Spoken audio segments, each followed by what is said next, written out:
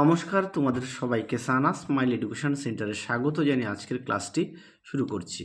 আজকে তোমাদের সঙ্গে আলোচনা করব তোমরা যারা অষ্টম শ্রেণীর ফার্স্ট ইউনিট টেস্ট পরীক্ষা দেবে তোমাদের জন্য রায় ও মার্টিন প্রশ্ন বিচিত্রা থেকে আজকে সমাধান করব অষ্টম শ্রেণীর পরিবেশ ও বিজ্ঞান বিষয়ে মডেল নম্বর 6 অর্থাৎ 6 নম্বর স্কুলের যে সমস্ত ছোট ও বড় প্রশ্নগুলি আছে তার সমস্ত প্রশ্নের উত্তরের সমাধান করে দেখাবো। চলো দেরি না করে মূল বিষয়ে যাওয়া যাক।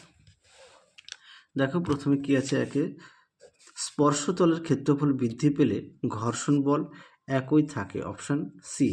দিয়ে দেখো তরলে ডোবালে কোনো বস্তুর উপর যে ঊর্ধ্বমুখী বল ক্রিয়াশীল হয় তাকে বলে প্লবত, অপশান বি। তিনে দেখো একই জাতের তড়িৎ আধান পরস্পরকে বিকর্ষণ করে, অপশান এ। চারে দেখো ঘনত্বের এসআই এককটি হলো, উত্তরটা লিখবে কিলোগ্রাম পার ঘনমিটার, অপশান ডি।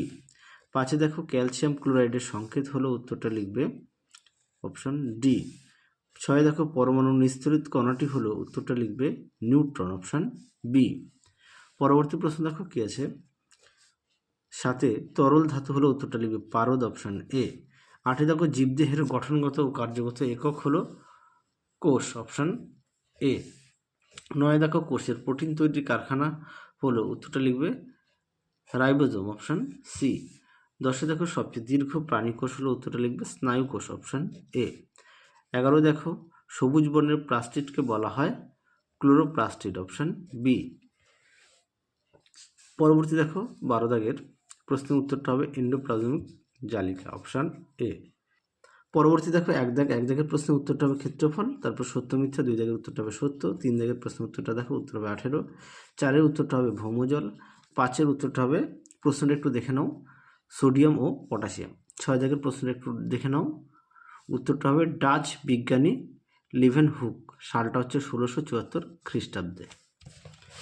পরবর্তী প্রশ্ন দেখো কি আছে,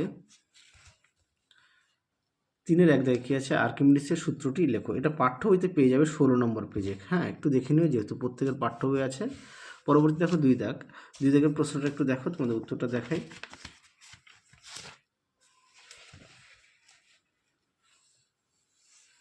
দেখো উত্তরটি, দেখে নাও উত্তরটি।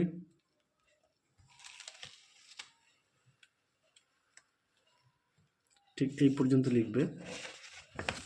পরবর্তী দেখো কি আছে, 3 দাগের প্রশ্নের উত্তরটা হবে 18। 4 দাগ দেখো ভৌত ধর্ম বলতে কি বোঝাবে, দেখো প্রশ্নের উত্তর। আচ্ছা, ভৌত ধর্ম দেখে নাও, এখান থেকে এই পর্যন্ত লিখবে। পরবর্তী দেখো কি আছে, 5 দাগ কি বলেছে, যৌগিক আলোক অনুবীক্ষণ যন্ত্র এবং ইলেকট্রন অনুবীক্ষণ যন্ত্রের মধ্যে পার্থক্য লেখো, দেখো প্রশ্ন উত্তর। আচ্ছা, এই প্রশ্নের উত্তরটা তোমরা একটু তোমাদের পাঠ্য বই থেকে দেখে নিও। পরটা দেখো আত্মঘাতী থলি কাকে বলে এবং কেন বলে, দেখো প্রশ্ন উত্তর।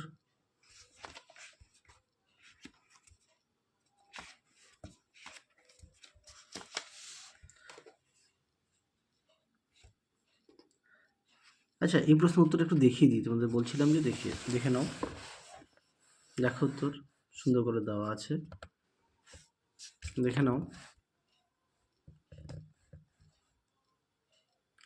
অবশ্যই বিষয়টা লিখবে। পরবর্তী প্রশ্ন দেখো, আত্মগতি থলি কাকে কেন বলে, দেখে নাও উত্তরটি, এখান থেকে এই পর্যন্ত লিখবে। পরবর্তী দেখো কি আছে, 6 দাগ লোহিত রক্তকণিকার বৈশিষ্ট্য লেখো, এটা পাঠ্য বই থেকে দেখাই।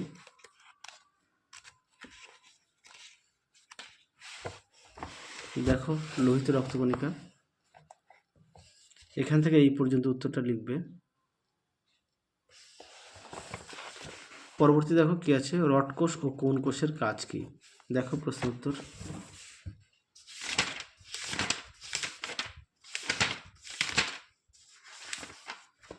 দেখো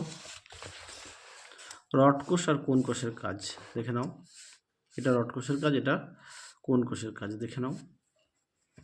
তাহলে চলো আজকের মতো এখানেই সমাপ্ত করছি, আবার দেখা হবে খুব শীঘ্রই তোমাদের পরবর্তী ভিডিওতে। তোমরা সবাই সুস্থ থেকো, ভালো থেকো, আজকের মতো টাটা।